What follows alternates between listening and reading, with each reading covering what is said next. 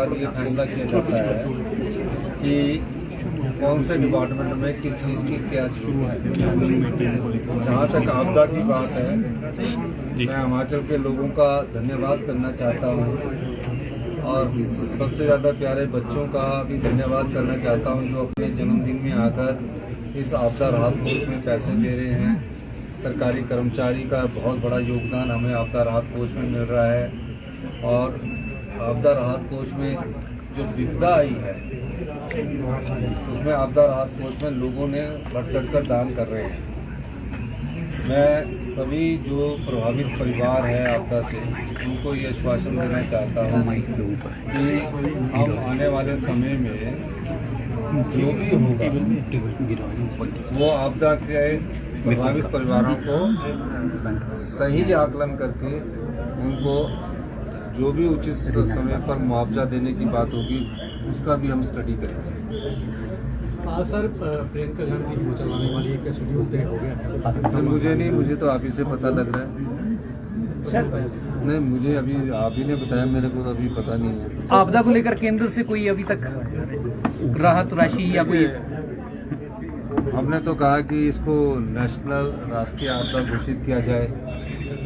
हमने कहा कि राहत राशि जो हमने केंद्र सरकार के नियमों के तहत दी है उस राहत राशि को जल्दी हमें दिया जाए।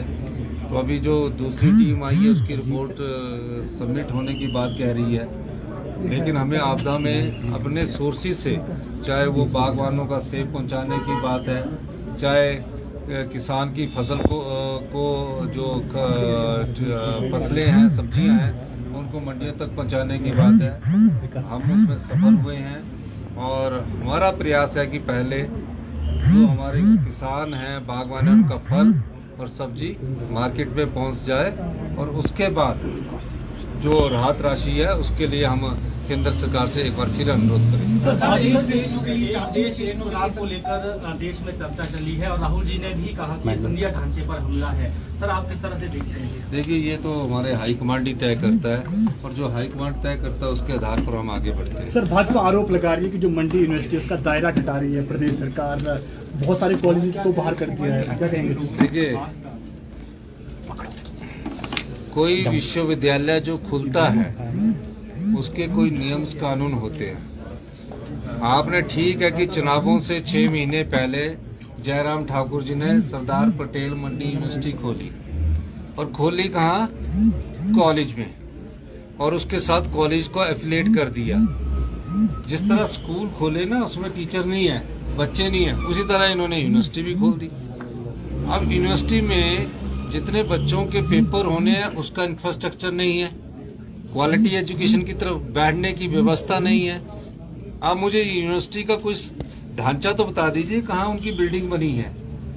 मंडी यूनिवर्सिटी से मंडी के कॉलेज को उन्हीं में एफिलिएट किया गया है और जो कॉलेज हमने वहाँ से निकाले हैं कि उनके एग्जामिनेशन सेंटर कैसे होने चाहिए उस दृष्टिकोण से किया है। कोई यूनिवर्सिटी बंद नहीं कर रहे हम पहले उसका इंफ्रास्ट्रक्चर में सुधार करेंगे और इंफ्रास्ट्रक्चर में सुधार करने के बाद हम जो पाएंगे कि क्या इस यूनिवर्सिटी में क्या क्या कोर्सेज शुरू किए जाते हैं वो डिसाइड करेंगे। कॉलेज ही है वो, यूनिवर्सिटी नहीं है। अभी उसको नाम दे दिया क्योंकि चुनाव लड़ना चाहते थे और चुनाव में फायदा उठाना चाहते थे। हम जो भी काम कर रहे हैं हम ये देख के काम नहीं कर रहे कि हमने चुनावों में लड़ना चुनाव लड़ना है। हमने अगर राहत पहुंचाई है तो ये देख कर राहत पहुंचाइए कि आम आदमी के घर तक हमारी सरकार पहुंचे, हर गरीब के दरवाजे तक हमारे मंत्रिमंडल के सदस्य जा रहे हैं, रोज रिव्यू मीटिंग ले रहे हैं। ये सरकार की कर्तव्य निष्ठा को दर्शाता है।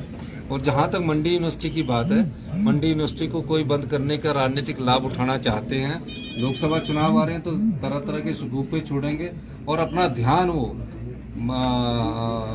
ध्यान वो पत्रकारिता के माध्यम से अपनी ओर आकर्षित करवाना चाहते हैं। यही उनका मुख्य। सर, प्रधानमंत्री हिमाचल प्रदेश को दूसरा घर मानते हैं। इस आपदा की स्थिति में आप उनसे क्या उम्मीद करते हैं? क्या व्यक्तिगत रूप से दोबारा उनसे बात करेंगे?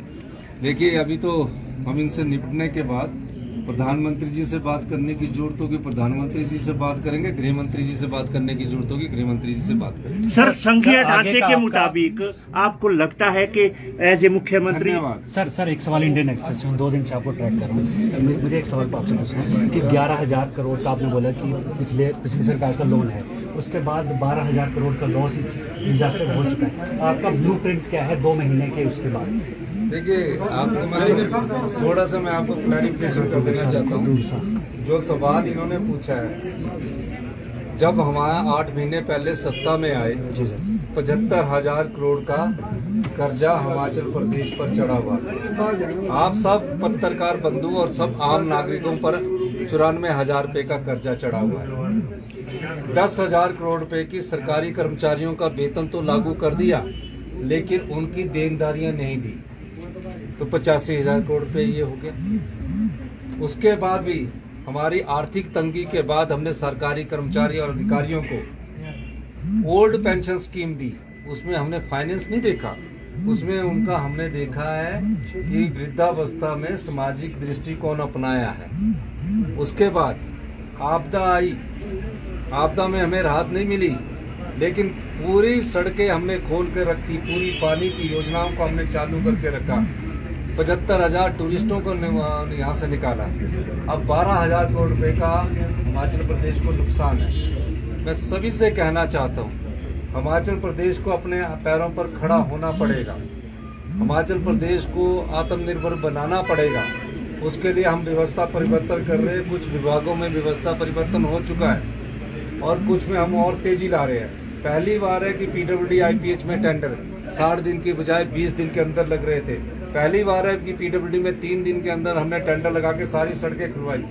एक भी बागवान आज ये नहीं बोल सकता कि यहीं हमारी सड़कें ना खुली हो। हमने काम किया है। अभी हम अपने हिमाचल प्रदेश को 4 साल में आत्मनिर्भर बनाएंगे, 10 साल में हम प्रदेश का सबसे समृद्ध